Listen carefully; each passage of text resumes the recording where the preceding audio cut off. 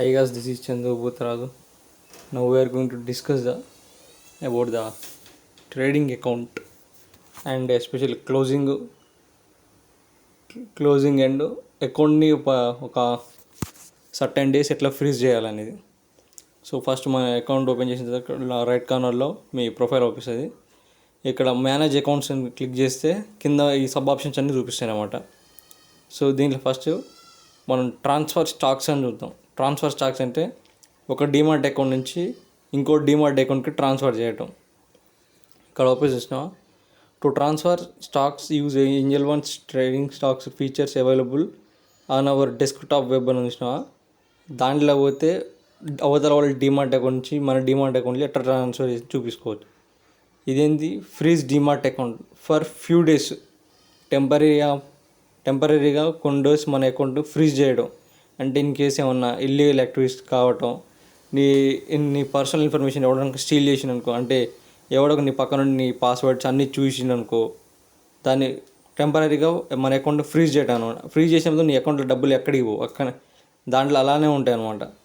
So next వచ్చేసి ఇక్కడ ఏముంది, close demat and trading account, close your account అని చూసిరా, దాని మీద క్లిక్ చేసిరనుకో మీ అకౌంట్ అంటే ఇక పర్మనెంట్గా క్లోజ్ చేసుకున్నట్టు.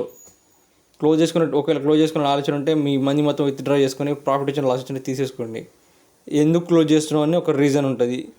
ఎగ్జాంపుల్ లాస్ ఇన్ ట్రేడింగ్, నాకు ఇష్టం లేదు, నాకు టైం లేదు అండ్ డిఫరెంట్ ఆఫ్ రీజన్స్ అని దాని మీద క్లిక్ చేసి మిగతా ప్రొసీజర్ ఉంటుంది దాని మీద క్లిక్ చేసి అకౌంట్ అనేది క్లోజ్ అయిపోద్ది అనమాట.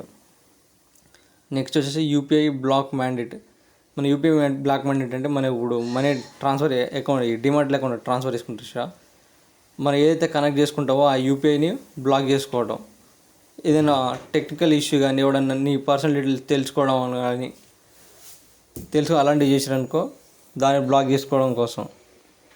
సో ఇది మన అకౌంట్ అనమాట. సో ఇప్పుడు ఒకసారి నిఫ్టీలో పోయింది. నిఫ్టీ నేను పాస్ట్ 5 minutes చూస్తూ ఉన్నాను. నిఫ్టీ 0.50 కాంచి ఇంక్రీజ్ అవుతూ ఉంది, డిక్రీజ్ అవుతూ ఉంది. నేను ఫస్ట్ టైం అసలు ఇంక్రీజ్ అవ్వడం డిక్రీజ్ అవ్వడం ఫ్రాక్షన్ ఆఫ్ సెకండ్స్లో ఇది చూడటం. 1 day 5 minutes క్లిక్ చేద్దాం ఒకసారి. దీనిలో చూడండి ఒకసారి అంతా ఆల్మోస్ట్ ఒక 5 minutesలో ఎన్నిసార్లు అప్స్ అండ్ డౌన్స్ అని వచ్చిందో ఇక్కడ చూసారా. ఇప్పుడు మనం చూస్తున్నాము గ్రీన్ కలర్ ఉంది, ఇప్పుడు రెడ్ కలర్లోకి వచ్చింది. ఇది నిఫ్టీ ఆప్షన్స్ అయింది ఏంజల్ వన్లా. దీని యొక్క పైన ఇక్కడ కార్నర్లో ఇక్కడ చూసారా LTPOI గ్రీక్స్ ఎక్స్పైరీ డేట్ అని చూసారా. ఆ ఎక్స్పైరీ డేట్ అనేది నువ్వు ఈరోజు కొన్న ట్రేడు ఈరోజు ఎక్స్పైరీ అయిపోద్దని, ఆ రోజు ప్రాఫిట్ వచ్చినా లాస్ వచ్చినా సరే అది దాన్ని చూపిస్తాను అనమాట. సో దాని ఒకసారి ఎక్స్పైరీ టుడే అని చూసినా ఈరోజు ఎక్స్పైరీ అయిపోయి ఇవన్నీ అంటే బిఫోర్ 3 days బ్యాక్ కొన్న వాళ్ళు అవన్నీ. ఇది ఒక ట్రేడ్ అంటే ఆ ట్రేడ్లో కొన్ని కోట్ల వాల్యుయేషన్ ఉంటాయి. ఓవరాల్ ఎంత కాకుండా ఒక్కొక్కటి ఒక 27 ఇక్కడ చూసారు కార్నర్లో 27 కోట్లు ఇట్లా చూపిస్తున్నాను అనమాట. ఇక్కడ ఎక్స్పైరీ డేట్ క్లిక్ చేసి చూసినా అది నెక్స్ట్ ఈరోజు కొన్న